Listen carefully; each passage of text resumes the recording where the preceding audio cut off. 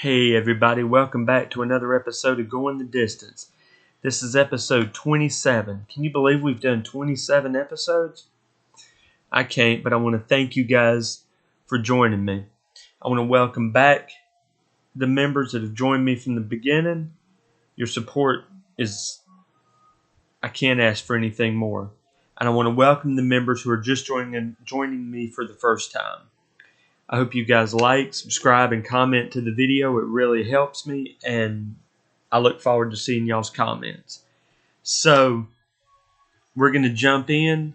We're going to start with the UFL, where we had a championship game between the Stallions and the Brahmas. Now, as we talked about last week, earlier in the season, the Brahmas defeated the Stallions. I believe it was 19-9 or 18-9 or something.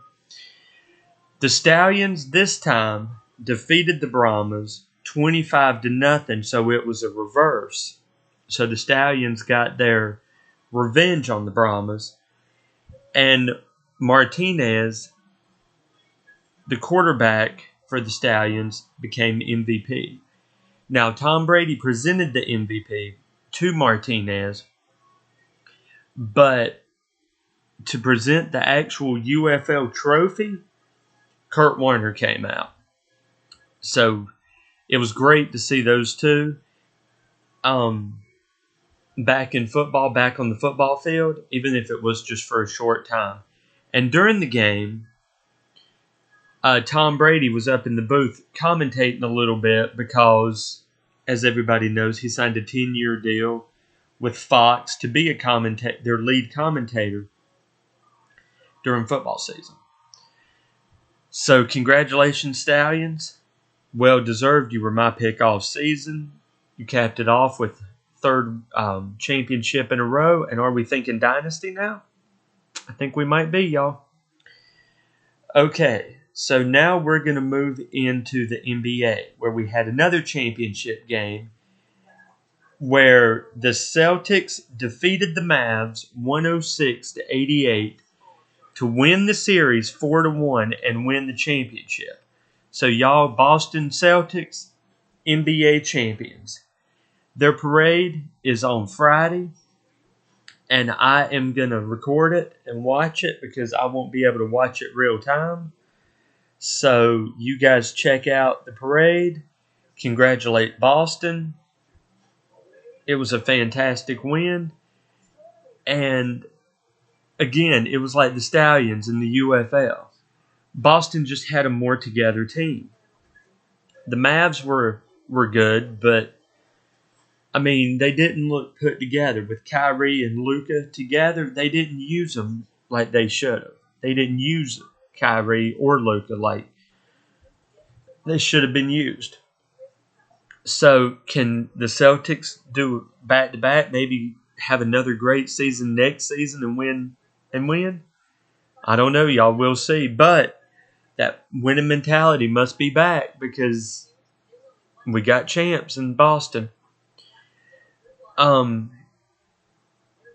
the NHL, we had some. We're actually moving into Game 6, which will be on Friday. But we had. It looks like the Edmonton Oilers are trying to make a comeback, y'all, because they've won 2 nights that they've played.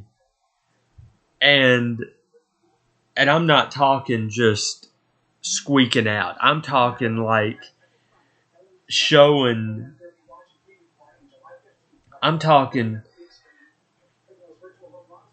Must have had a secret weapon somewhere. Because on Saturday, the Oilers defeated the Panthers 8-1. So that series was 3-1 on Saturday. And then on Tuesday, we had the Oilers defeat the Panthers 5-3 to cut the series 3-2. So we go into Game 6 Friday night at 8 on ABC. Now, do the Oilers tie it up or do the Panthers win the series?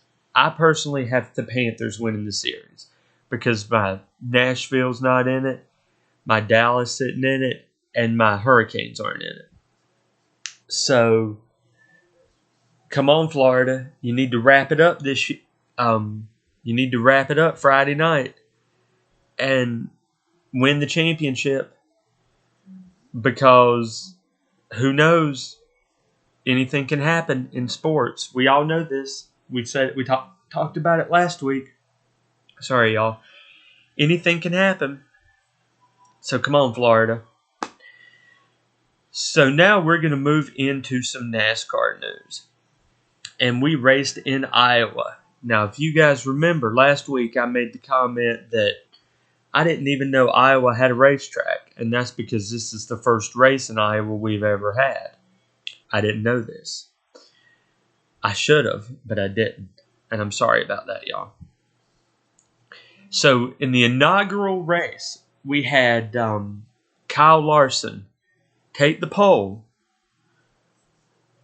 And I thought he was going to do good, and he did do good until he spun out. So, Ryan Blaney, Mr. Run Out of Gas on the final lap a few weeks ago, won the race in Iowa on Sunday. William Byron came in second. Chase Elliott third. William Bell fourth. Ricky Stenhouse Jr. fifth. Stenhouse Jr. has been a nothing and a nobody. Where did he come from? I mean, did all the other front runners just say, you know what, I'm just going to sit back? Say, I'm just going to sit back here and we're just going to let Stenhouse just come in fifth in this race. I mean, Kyle Larson finished 34th after he spun. Kyle Busch finished 35th, and a lot of the other front runners just couldn't get it done. The only real front runner in the top 5 was Chase Elliott, and he finished third, and he was up front most of the race, or he was, in the top 15 most of that race. But that's the mark of a good driver, where you can start, in the top 10 and never really move out of the top 10 throughout the whole race, or the top 20. The top 10 is, staying out of the top 10 is the pinnacle. I mean, you can tell. So next week I'll let you guys know where we raced and who won the race. So now we're going to move into a sport that I don't really cover that often, but I'm going to start because it was really enjoyable to watch, really relaxing to watch, and that was golf. So they had the tournament, the U.S. Open this week in Pinehurst. And Pinehurst they've had it at Pinehurst number 2, and that's a tough course to play. And you'd think, come out and say so-and-so won at 20 under. No. Pinehurst number 2 is so tough, we had Brian DeChambeau win at 6 under. Roy McIlroy finished at 5 under. So, it's a tough course, but it's a challenging course. And what did we talk about in motivation last week or the week before? We do things because they're hard, not because they're easy, right? Pinehurst number 2 is one of those courses. It's tough, so they do it and they enjoy it. So I said McIlroy finished at 5 under, so I thought, I saw throughout the day on Sunday that he looked a little off. He looked tired. He just looked tired. And I thought it was just because he had been playing Pinehurst number 2 since Thursday. And he was trying to keep that first, trying to win the U.S. Open or at least do really good. And he did, coming in second. Coming out on Monday, he makes the comment that he's going to take a few weeks away from golf to rest and recover. I don't know if he got an injury. I don't know what was going on, but he's taking a few weeks off. And he's been one of my favorites since I started watching golf and started watching sports. Phil Mickelson's always been a favorite of mine. And watching him and Tiger play is like watching the Lakers and the Celtics play. You always look forward to that rivalry and how are they going to do against each other, because there were a few times it was just those two going up against each other. And I think in that one, Phil won and won like $1 million because they put $1 million on the line. So Roy has been my second favorite, and knowing that he's not going to be there is going to be tough, but I've got others I can keep tabs on. I'm going to look at DeChambeau. I'm going to look at Scheffler, even though I think stuff's starting to get to Scheffler, because I saw earlier that he's in hot water because he refused to sign an autograph to a fan. Don't know why. I'm going to look into that, and you guys look into it too. But he just refused. He's the world's #1 golfer, and he refused to sign an autograph. I mean, how low is that? Somebody paid thousands of dollars to come watch you play, and you refuse an autograph. I think Novak Djokovic in tennis, I want to say he did it. I don't know. I think he did that one time. But he learned the error of his mistake,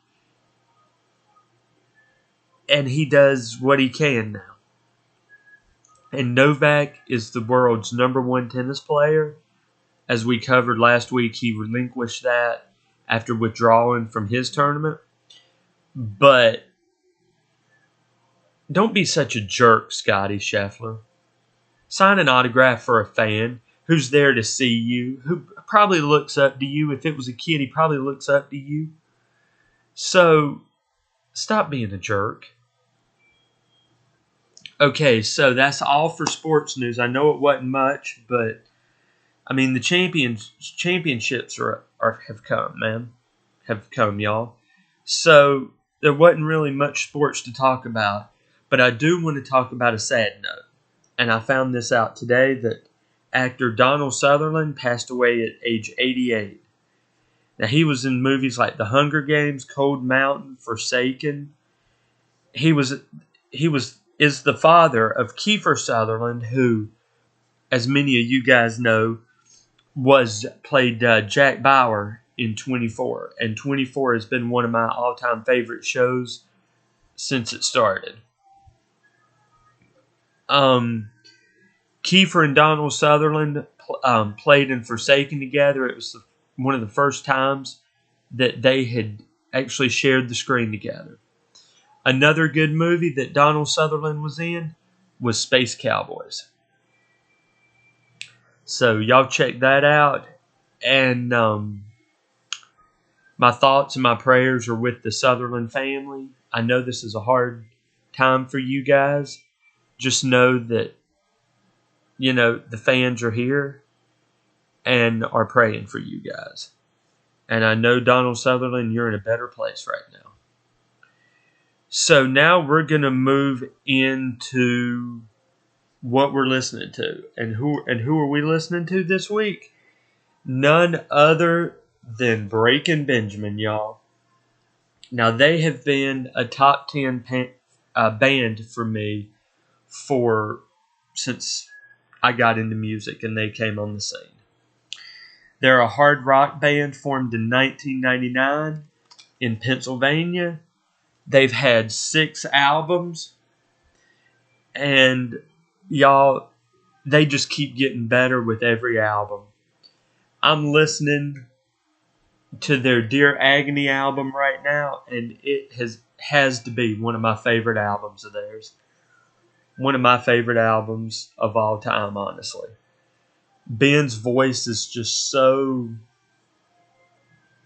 It's not smooth, but you can hear the emotion. I'm listening to the song Dear Agony right now, and you can hear the emotion and the hurt in his voice when he sings that. Like, you know what he was feeling when he wrote the song, and he's the primary songwriter. So they've had... Actually, Dear Agony is one of my favorite songs. Give Me a Sign is another one of my favorite songs, both coming off the Dear Agony album. And so the songs I want you guys to listen to are Dear Agony and Give Me a Sign. And don't forget, y'all, go check them out this summer. They're on tour, opening for Stained. And the lineup is Stained, Breaking Benjimen, and Daughtry. So I know they're coming to a city near you guys. I know they're coming to my city in September. So, go check them out. Listen to their albums. Let me know what you guys think. I love them, and they can get you through a tough time. Are they hard rock? Yes, but you can also get your emotion out with them. So, we're gonna wrap this up with some motivation, and I just want to say, stop living in the past. The past is the past. Yes, who you are today is what the past did to you. But now you're stronger than you were a year ago in the past, 6 years ago. You've grown in that. So just stop looking in the past, look to the future. The future's bright. And keep your head up, because there's always somebody out there to listen to and who's always willing to listen. So I want to thank you guys for joining me this week on another episode of Going the Distance. I want to thank you guys for going the distance with me. And I hope you guys join me next week. As always, subscribe to the channel, like the video, comment on the video, and have a good weekend and week, y'all. God bless. See you guys next week.